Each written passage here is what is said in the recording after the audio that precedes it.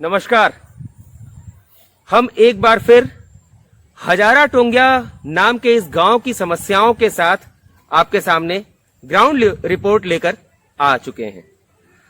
हमारे पिछली रिपोर्ट में आपने देखा होगा कि यहाँ के लोगों को कितनी तरह की समस्याएं हो रही हैं। लोगों के पास ना तो बिजली का कनेक्शन है, न पीने के पानी के लिए कोई कनेक्शन, फिर भी लोग यहाँ पर नारकीय जीवन जीने के लिए मजबूर हैं। इस रिपोर्ट में हम आपको गांव के कुछ लोगों की बातचीत सुनाएंगे, जिसमें लोगों ने बताया है कि उनके पास मूलभूत सुविधाएं हैं नहीं, और ना तो वो अपनी समस्याओं के समाधान के लिए कुछ बड़ा कदम उठा सकते हैं, ना किसी से गुहार लगा सकते हैं। यहाँ के लोगों के पास यदि बिजली के लिए कोई साधन है भी तो मात्र सोलर पैनल, और वो भी ऐसे सोलर पैनल जिसमें से अधिकांश खराब हो चुके हैं। एक एनजीओ की ओर से ये सोलर पैनल इन्हें दिए गए थे, और उस एनजीओ ने चलिए इतना तो किया कि इनके बारे में सोचा, कुछ सोलर पैनल इन्हें दे दिए, लेकिन आगे उसका रखरखाव कैसे होगा? यहाँ के लोग मोबाइल कैसे चार्ज करेंगे? यहाँ के लोग पढ़ाई कैसे करेंगे? बिजली से चलने वाले अन्य उपकरणों का उपयोग कैसे करेंगे? मात्र सोलर पैनल से ही सब कुछ यदि हो जाए और उसे भी यदि हमेशा सही रखा जाए तब तो कुछ बात बनती हो, परंतु इनके पास तो सरकार की तरफ से ही कोई सुविधा नहीं है। सरकार इन्हें भूल चुकी है, और ऐसा लगता है कि यहाँ के निवासी, यहाँ पर जो बच्चे जन्म लेते हैं, ये जो बूढ़ी महिलाएं जिस ढंग से अपना जीवन काट रही हैं, इनको अपने पूरे जीवन शायद ऐसे ही बिताना पड़ जाए, क्योंकि ये तो जगह जगह गुहार लगाकर थक चुके हैं। फॉरेस्ट डिपार्टमेंट भी इनकी नहीं सुनने वाला। यहाँ के जो विधायक हैं वो भी मात्र वोट लेने के लिए इनके पास आते हैं और उसके बाद भूल जाते हैं। आज भी इन ग्रामीणों के मन में छोटी सी आस जरूर है कि शायद सरकार की नींद खुले, और जिस तरह से हमारा देश 74 वर्ष पूर्व आजाद हो चुका था, वैसे ही कम से कम आज तो इन्हें आजादी मिल जाए।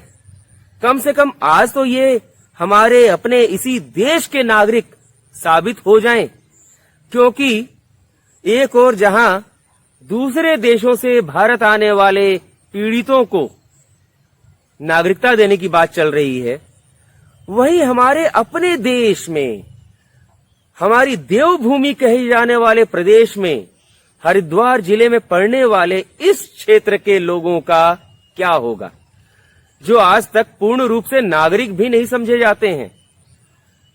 इसी पर हमारी ये रिपोर्ट देखिए ध्यान से। आज लग आपको कोई सरकार से सुविधा मिली है? बताइए। यहाँ तो कोई सुविधा नहीं मिली आई थी। कब से?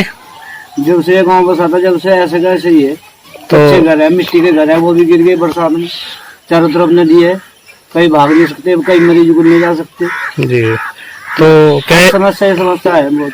क्या गाँव फॉरेस्ट विभाग के अंदर है? हाँ, राजा जी नेशनल पार्क धौलखंड रेंज के अंदर है। तो सुना जाता है कि कई जो आसपास के गांव हैं वो सीमा से बाहर कर दिए गए और राजस्व में कर दिए। क्या आपके गांव के बारे में कोई पता ही नहीं लगा आपको आज तक? कोई सूचना यहाँ नहीं मिलती किसी बारे में। आप लोग कभी किसी अधिकारी के पास गए नहीं, या कोई अधिकारी आपके पास नहीं आया? क्या करेंगे अधिकारी, कुछ नहीं, सब वही नहीं है अधिकारी। वन विभाग में क्या कर सके, वहाँ कुछ नहीं कर सकते। लाइट यहाँ नहीं लाने देते जी, मतलब सड़क यहाँ नहीं है, मकान यहाँ नहीं है, लैट्रिन बाथरूम यहाँ नहीं है। जी जी है सरकार की सुविधा हर गांव में सरकारी मकान मिले हुए। क्या यहाँ का हम तो वही गुलाम के गुलाम है आज भी। हमारी क्या आजादी है? हम तो आज भी आजाद नहीं है, वही गुलाम के गुलाम ही है।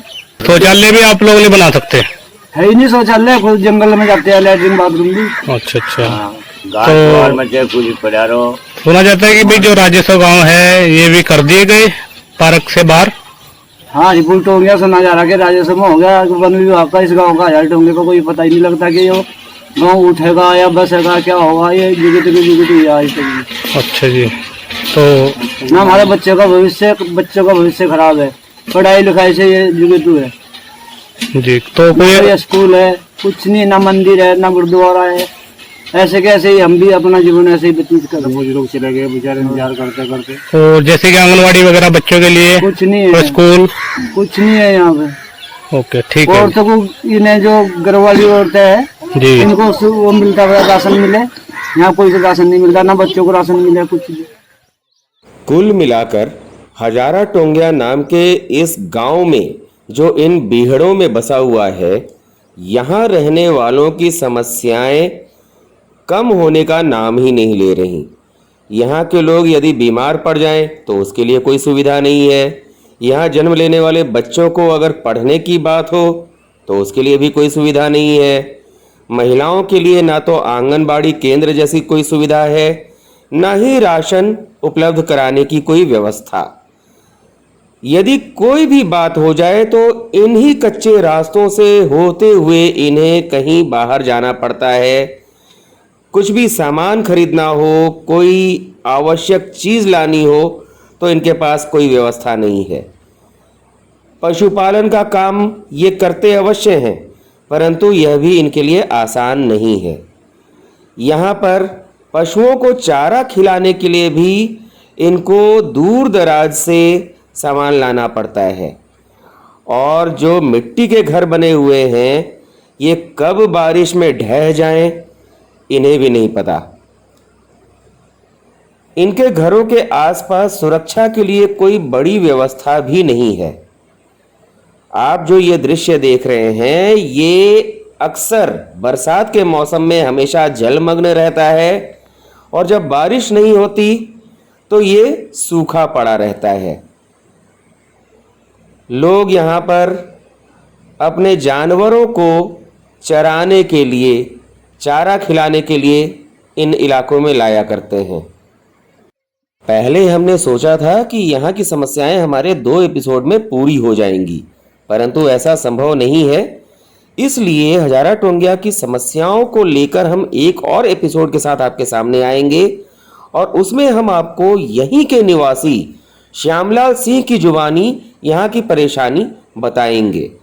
हरिद्वार से विशेष खबर ब्यूरो।